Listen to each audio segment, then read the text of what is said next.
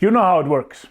We pick an undergrad study, sometimes by chance, sometimes by pure determination, end up working for one of the campus recruiter companies, make a switch after 3-4 years, and let it go from there. Now that's an excellent start, but it's not the whole of the career planning. If you're in your early career years, let's say less than 5 years, or just finalizing your studies, here are my 4 tips for your early years career planning. Let's get you off the ground at a nice steep angle.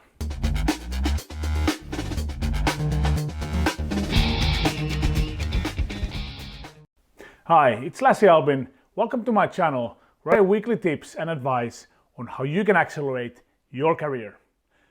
I'm a senior certified coach with industry background, and I have had the opportunity to career coach hundreds of talented professionals just like yourself. I invite you to subscribe to my channel right below here. Hit the notification button so you don't miss any of the future videos. Now, career planning and career management, that is the actual execution part, is a lifelong journey. And the earlier you start with it, the better.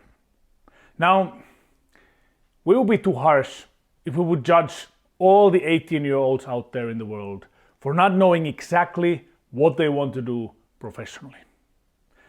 And as you have a nice 40 years of professional career ahead of you, there is room to plan, try, change, and enjoy.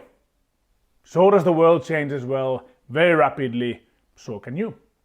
In case you're giving a proper swing at a management career, a corporate world, I would like to share with you these 4 tips. They should help you to speed up your career and clear some necessary hurdles early in the process. Number 1, your first boss. Now, department and function and location, all important as well, but I'm not going to cover them here in this video. They deserve another video.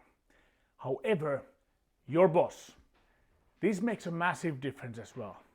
Your boss will define what you're going to do, what you're going to be learning, how you're going to be advancing, what's going to be your exposure for the teams and organization, and how you're going to get support along the journey.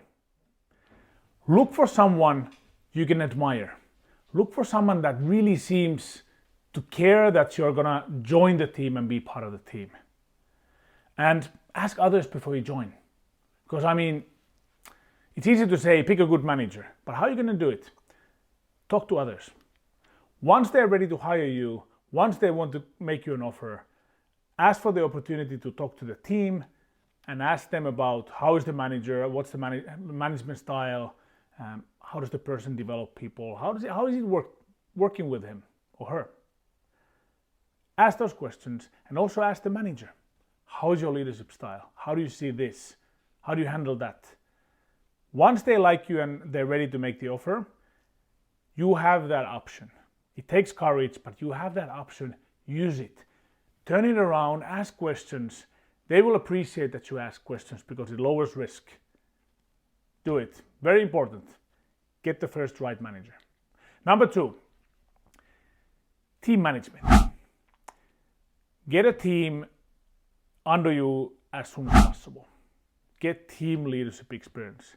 Not a project management team, not an indirect team. The world is full of project managers, and it's very hard to defend that on your CV. Direct team is very different than having a project team that temporarily comes together. Try to get a team as soon as possible early in your career. This exposes you to performance reviews, KPI setting, team updates, development plans, communication, and how to actually manage a unit. Very, very crucial in your career if you're going for the management side. And it's one of the glass ceilings that you need to break, hopefully as soon as possible, and it will exponentially speed up your career progression. It lowers risk for the organization internally and externally. And that's one of the first questions that you get as well in an interview. Have you managed the team? Number 3, P&L management. So profit and loss, get a profit and loss, a budget as soon as possible. official one. Just like in running a team, having a team, real team, get a P&L. Frequently they go together. You get one, you get the other. It teaches you budgeting, lowers your risk again for your employer, and allows you to advance to the next levels. Have you managed a budget? Very common interview question. Have you managed the budget? Have you managed the team? How big? Tell me more about it. Once you've proven that you can run a P&L and a team, you're up for the next levels. Like a game.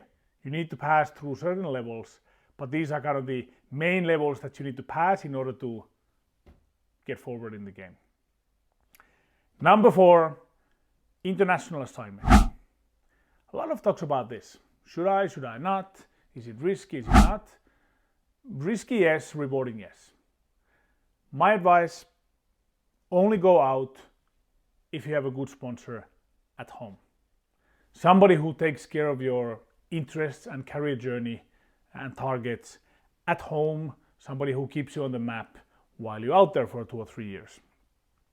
If you have that good sponsor, if you have the option, go to in my opinion, the dirtier the better, the more exposure to the better. And not just exposure to the country where you will working at, but exposure to your home office so they can actually see what you're doing. Make sure to get trips back to your home office as frequently as possible. It's important to get some FaceTime there so people, the saying, out of sight, out of mind. That's the risky part in going elsewhere and not having the sponsor at home. A successful tour will springboard you to further roles at home and abroad. But you need that sponsor who looks after your interests at home, especially if you're not on a full expat contract, 2 to 3 years, all paid.